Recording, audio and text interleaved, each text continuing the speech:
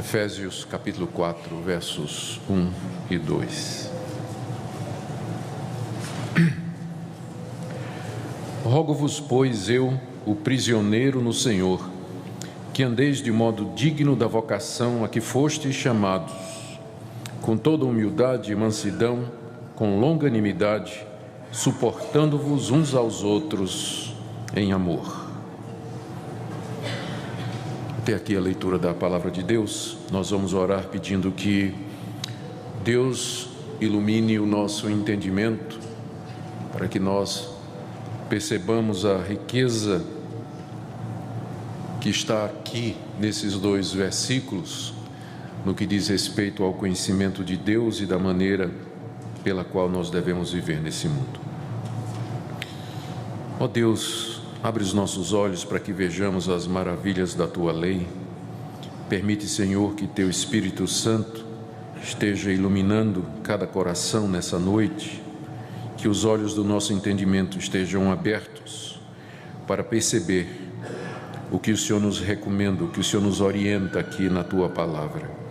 Fala a cada coração nessa noite, nós te pedimos em nome de Jesus. Amém. Meus irmãos, aqui no capítulo 4, nós temos o início da parte prática da carta aos Efésios. Nos 3 primeiros capítulos, o apóstolo Paulo colocou de uma forma muito clara os privilégios que nos são dados em Cristo Jesus. E aqui, a partir do capítulo 4, desse próprio versículo que nós acabamos de ler, ele começa a desenvolver quais são as consequências práticas de tudo aquilo que nós já recebemos em Cristo Jesus, conforme ele explicou aqui nessa parte inicial da carta. Aliás, essa sequência, primeiro Paulo explica quem nós somos em Cristo Jesus, aquilo que Deus nos deu, o amor com que Ele nos amou, a sua graça que nos foi concedida, e depois ele diz, agora vivam de maneira digna disso que vocês receberam. Essa sequência, graça e obediência, ela é característica do cristianismo e faz com que o cristianismo seja completamente diferente de todas as outras religiões. Nas outras religiões, você primeiro tem que obedecer para receber graça. Você tem que cumprir uma série de normas, você tem que alcançar um determinado padrão moral, você tem que fazer uma série de obrigações e depois Deus vai lhe aceitar, se você fizer o suficiente e se você merecer. Todas as outras religiões são assim. Eu sei que tem muitas religiões no mundo, mas elas se resumem nesse ponto. Todas elas dizem que você primeiro tem que fazer alguma coisa para depois você ser aceito por Deus ou pelos deuses. Primeiro você obedece, depois você é aceito por Deus. O cristianismo é exatamente o contrário, como a estrutura dessa carta mostra. Primeiro Deus nos aceita, Ele nos concede a sua graça e depois Ele diz, você agora vai viver de maneira digna daquilo que eu lhe dei. Primeiro graça, depois obediência. Julgue você mesmo o que é mais apropriado para pecadores, como eu e como vocês. Obedecer para depois ser aceito, ou ser aceito para em seguida obedecer em gratidão. Eu creio que pecadores como eu e como vocês dizemos, desses dois sistemas, o que mais se adequa à nossa condição é exatamente o cristianismo. E a razão é simples. A mensagem cristã, ela não tem origem no homem, que pensa que é suficiente, pensa que pode alcançar alguma coisa e merecer algo de Deus. Não, ela tem origem no coração daquele que nos fez, daquele que conhece a raça humana, daquele que sonda o mais íntimo do nosso coração. E Deus sabe muito bem que se Ele dissesse, você primeiro tem que obedecer às minhas leis e às minhas regras e depois eu vou lhe dar o céu, Ele sabe que não haveria ninguém nesse céu. Por isso que o cristianismo começa com essa mensagem. Deus nos chama, nos faz seus filhos, nos perdoa, nos transforma e em seguida Ele diz, você agora vai viver de acordo com isso. Você agora vai obedecer, porque você já recebeu graça. É exatamente isso que Paulo está dizendo aqui. Verso 1, rogo-vos, pois, Esse pois está dizendo tudo o que eu disse, porque o pois aqui, não é? Quer dizer, à luz de tudo isso que eu falei, portanto, pois vocês agora vão viver de maneira digna. Esse pois, ele aponta para essa condição que faz com que o Evangelho ele seja tão apropriado para os pecadores e que de fato seja tão eficaz em mudar as vidas e transformar as vidas. Para que a gente entenda o que Paulo está dizendo aqui de maneira mais detalhada, nós temos que entender não a primeira parte do verso 1, mas a segunda. Rogo-vos, pois, eu, o prisioneiro no Senhor, que andeis de modo digno da vocação a que fostes chamados. Primeiro a gente tem que entender que vocação é essa a qual Deus nos chamou, para então saber qual é a maneira digna dela pela qual nós temos que viver. Então nós vamos começar pelo fim. Vamos começar pelo fim do versículo e tentar entender o que é que Paulo quer dizer com isso. Essa expressão, a vocação a que fostes chamados, ela resume os 3 primeiros capítulos. O que você tem em Efésios capítulo 1, capítulo 2, capítulo 3, é exatamente a vocação para a qual Deus nos chamou. Relembrando, no capítulo 1, Paulo explicou como Deus, lá na eternidade, Deus Pai, Ele elegeu e predestinou um povo para ser santo, em Cristo Jesus, em amor. Depois ele explica como Deus Filho desceu da sua glória, tomou forma humana e com o sangue da sua cruz, Ele nos deu a redenção e a remissão dos pecados e nos desvendou o mistério do plano de Deus. E depois ele diz, ainda no capítulo 1, como o Espírito Santo chama estes que Deus escolheu e predestinou e sela no coração deles estas promessas e estas palavras, guardando-os até que eles entrem de posse de todas as coisas que Deus prometeu. Depois Paulo ora pedindo que Deus ilumine o nosso entendimento, estou no capítulo 1 ainda, para que nós saibamos, ele diz, a esperança do seu chamamento, a riqueza da sua glória e a suprema grandeza do seu poder que opera em nós. E aí no capítulo 2 ele fala de como Deus, pela sua graça, quando nós estávamos mortos em nossas ofensas, nos nossos delitos, escravos de Satanás, do mundo e da nossa carne, Deus, sendo rico em misericórdia, Ele nos deu vida. Deus nos tirou das trevas, nos tirou do pecado, da escravidão de Satanás e nos fez assentar à sua direita nos lugares celestiais em Cristo Jesus, porque pela graça sois salvos por meio da fé. Isso não vem de vós, é dom de Deus. Em seguida ele fala, ainda no capítulo 2, de como Deus então tomou os gentios, aqueles que não eram judeus e a quem não for anunciada primeiro essa mensagem, mas como Deus agora chama os estrangeiros que não faziam parte da nação de Israel pelo Evangelho para se tornar parte do povo de Deus.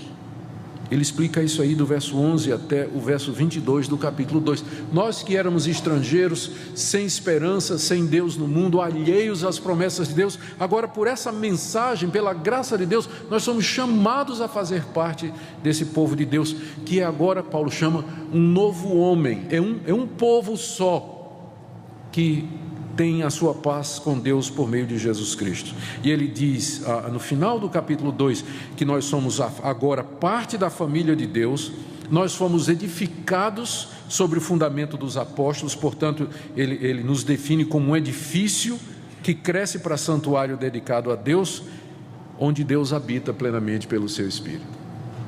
E depois no capítulo 3 Paulo diz, eu estou preso por isso, porque eu estou anunciando essa vocação, estou anunciando isso que Deus fez, é por esse motivo que eu estou preso, porque ao dizer que Deus salva pecadores por meio da cruz de Cristo, não por obras, mas pela fé, e ao fazer isso Paulo ofendeu muita gente, especialmente os judeus da sua época, que pensavam que Deus tinha dado a lei do Antigo Testamento naquele esquema: você obedece à lei e você vai ser salvo. Não, diz o apóstolo Paulo, a lei não veio como condição para a salvação, ela veio para mostrar que você precisa da graça, porque você não consegue obedecê-lo. E ao pregar isso, Paulo provocou os judeus, que ficaram tão furiosos que o acusaram, perseguiram e finalmente o aprisionaram. Por isso que ele começa o capítulo 4 dizendo: rogo-vos, pois eu, o prisioneiro no Senhor. Ele estava preso exatamente por anunciar essa mensagem. E aí, depois de falar do seu ministério e por que ele estava preso, no capítulo 3, ele ora outra vez, para que Deus nos fortaleça, para que Cristo habite em nosso coração plenamente, para que nós conheçamos aquilo que não pode ser conhecido, que é o amor de Cristo que excede todo entendimento, para que nós sejamos tomados da plenitude de Deus. Essa é a vocação que Paulo se refere aqui, ou seja, a vida para a qual Deus nos chamou.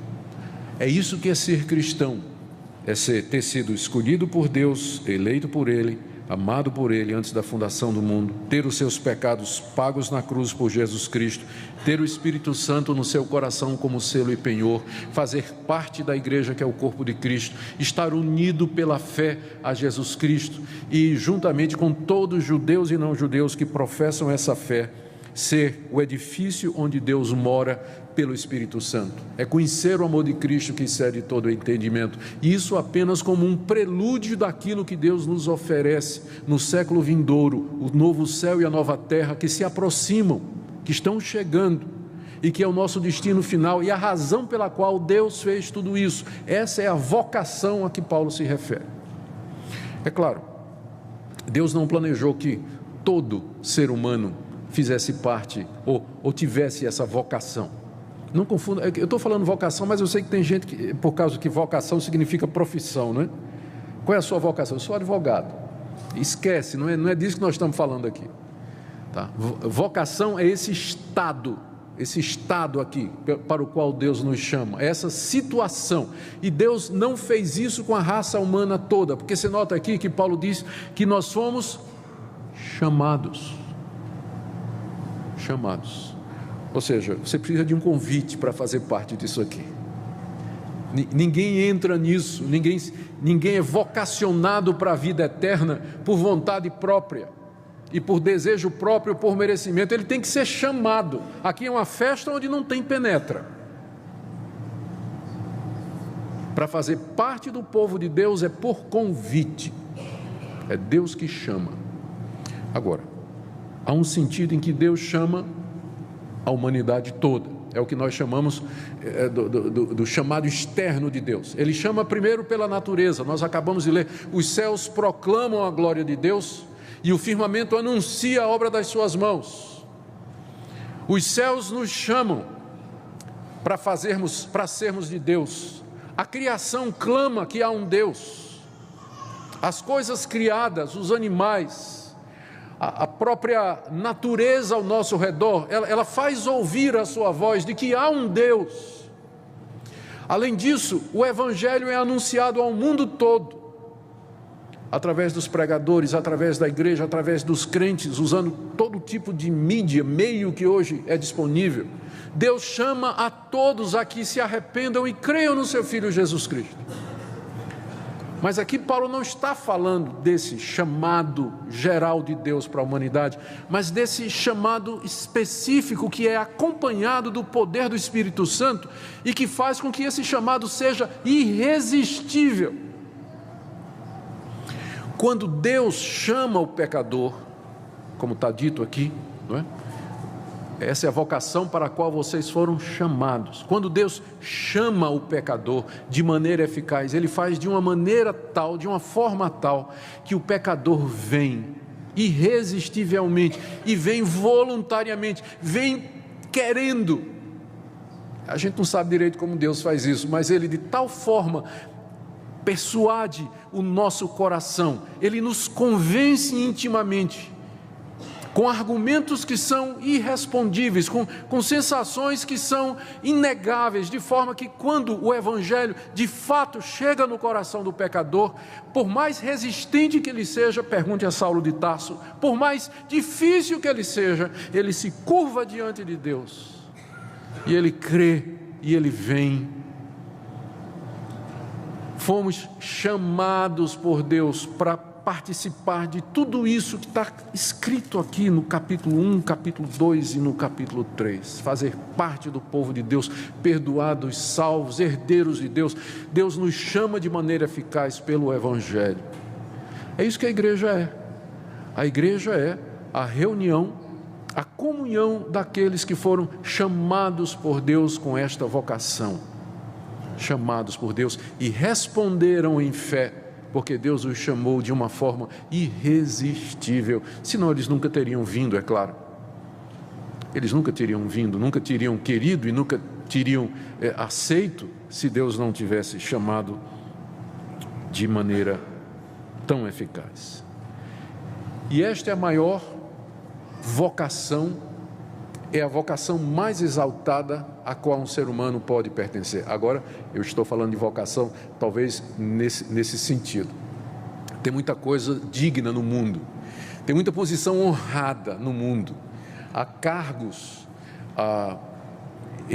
no Estado ou em famílias ou na igreja, que são cargos de grande dignidade, vocações que despertam a admiração das pessoas, mas nada é superior a essa vocação aqui, você ter sido chamado por Deus para ser filho dele e para fazer parte do povo dele, para receber a vida eterna e pela eternidade afora glorificar a Deus juntamente com esse povo, salvos pela graça. Nada é superior a isso. Isso é de uma dignidade tão grande que todas as demais vocações terrenas desvanecem diante da grandeza dessa vocação.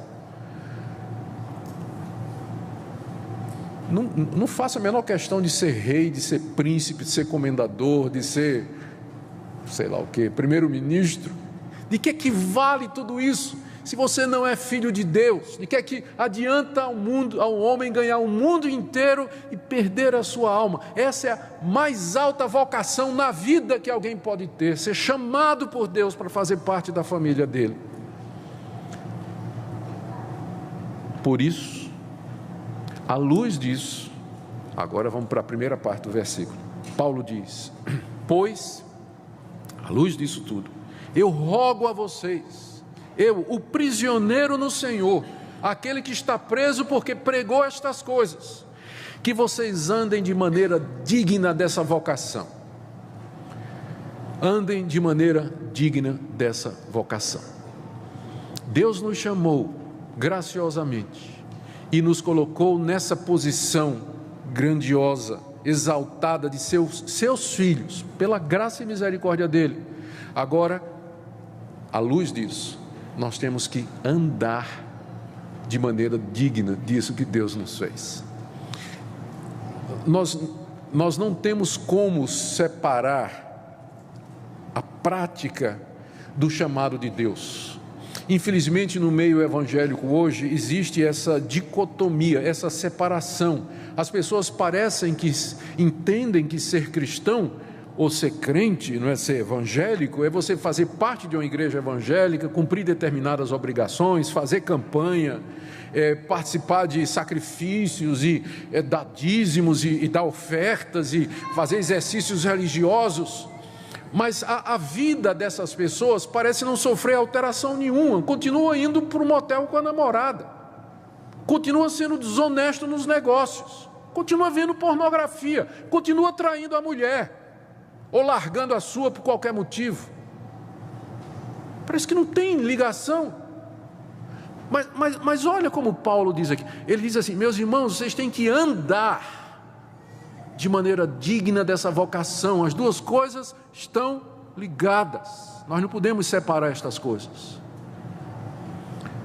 No livro de Atos, o cristianismo é chamado algumas vezes de o caminho.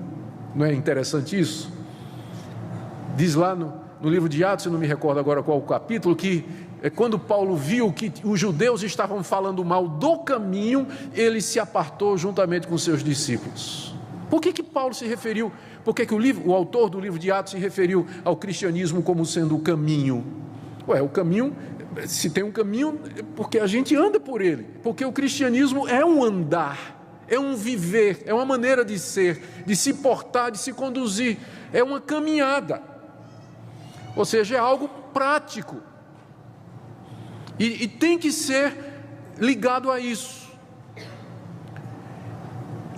Em seguida, Paulo vai dizer o que é essa maneira digna. Ele, no verso 2, não é?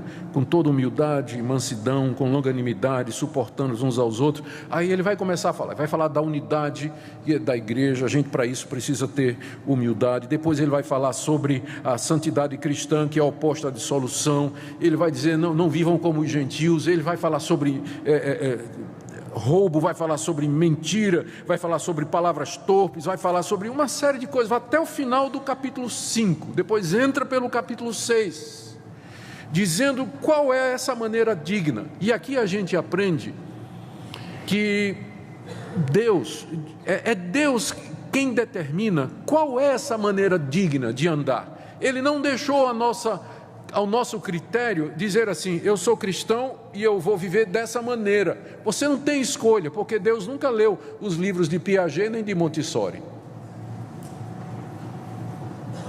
Ele tem regras muito claras para os seus filhos, muito claro, dizendo o caminho é esse aqui, você vai andar aqui, você é meu filho, você vai viver dessa maneira. Você não pode dizer assim, eu sou crente, agora eu vou viver do jeito que eu quiser, né? Deus é bom, e tem gente que chega ao ponto de dizer, Deus é amor, né? Deus perdoa, Deus compreende, eu vou viver de qualquer maneira, ou Deus vai compreender o jeito que eu estou vivendo. Não, acho que não. O que esse versículo está dizendo? Você tem que andar de maneira digna, ou seja, equivalente, que seja correspondente a essa graça que Deus lhe deu. Deus lhe deu a graça de ser o filho dele, honre isso. Você é chamado de filho de Deus, honre o nome da sua nova família, honre o nome de Deus, pela sua maneira de viver, de se conduzir, de se portar. A boa notícia, eu estou dizendo que você não pode escolher, e não pode não. Deus é que nos diz na sua palavra como é que nós vamos viver, a ponto de que, se você não anda de maneira digna, você está levantando um questionamento se você de fato foi chamado ou é um penetra. Você pensa que eu estou usando a palavra penetra assim meio fora de propósito? Não, Jesus contou a história. Lembra da parábola que Jesus contou de o rei que deu uma festa e todo mundo para entrar tinha que ter o traje nupcial? O rei olhou assim e tinha um cara lá que não estava com a roupa da festa, era um penetra. O que o senhor está fazendo aqui? Tá, fora. Deus não vai te dar uma veste branca, não é? Mas Ele quer que você se vista com obras de justiça, de santidade, de pureza. E se essas coisas não estão, então você tem que colocar uma interrogação séria sobre se de fato você faz parte do povo de Deus. Porque nós somos chamados desse mundo para fazer parte da família de Deus. Eu quero terminar com a boa notícia, né? Porque você pode olhar assim e dizer, mas quem que é capaz de viver de maneira digna de tão grande vocação? Aqui eu volto ao início. No cristianismo, primeiro é graça, depois obediência. Esse pois aqui, do verso 1, ele enraiza essas ordens que Paulo está dando aqui, essa maneira digna, enraiza nas promessas de Deus, ou naquilo que Deus já fez. Deus já lhe perdoou, Deus já lhe deu o Espírito Santo, Deus já lhe recebeu, Deus já lhe colocou no povo dele.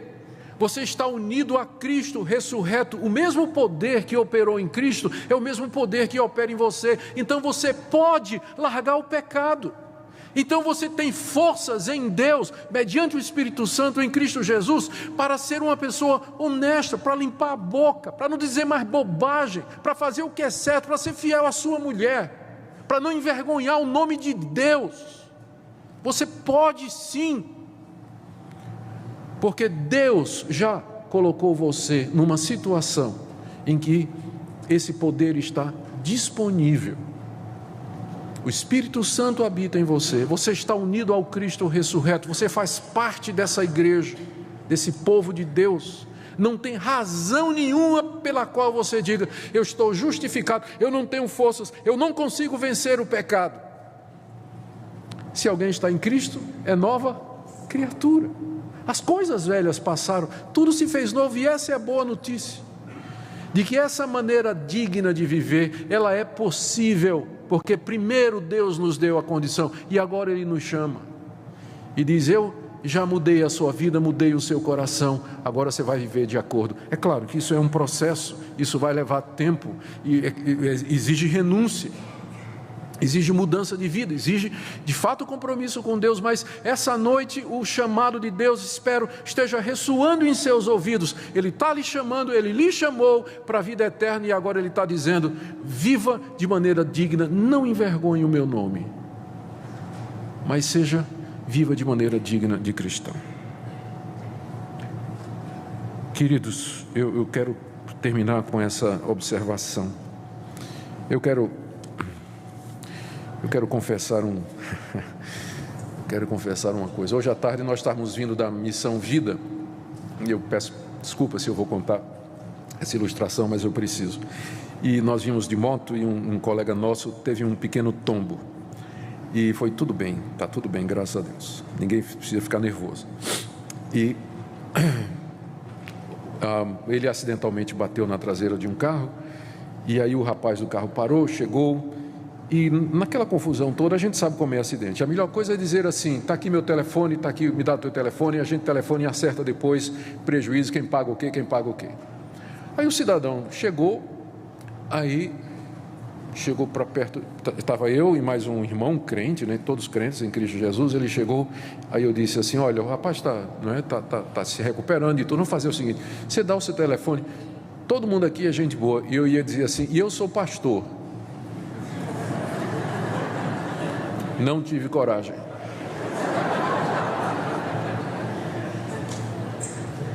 Não tive. Por que eu não tive? Vocês sabem por que eu não tive. Porque se eu dissesse que era pastor, aquele sujeito ia dizer: eu quero o dinheiro agora. Agora, você tem que pagar agora. Quer saber de telefone, coisa nenhuma. Quero agora, pode passar o cheque. Por que isso? Porque tanta gente com o nome de evangélico emporcalha o nome de Deus em público, na mídia, está em todo lugar, a ponto da gente ter vergonha. Aqui nós temos que orar como o salmista: não sejam envergonhados por minha causa, ó Deus, aqueles que em ti esperam. Nem por minha causa sofram vexame os que te buscam, ó Deus de Israel. Que hoje seja a noite em que você diga: Deus, eu vou parar de procrastinar, de demorar o momento de me arrepender, mudar de vida e assumir uma postura que seja digna do teu chamado. Isso não é legalismo e nem arminianismo, porque você está fazendo isso, que o pessoal fica com medo de ser arminiano, né? Você não está sendo arminiano, não, você está sendo bíblico. E diga assim: porque o Senhor já me fez isso, o Senhor já me deu a sua graça e a sua misericórdia. E eu tenho certeza de que Deus vai responder a sua oração, e Ele vai lhe dar força para você vencer o pecado e viver de uma maneira que honre o nome de Deus no meio dessa geração tão corrupta e perversa.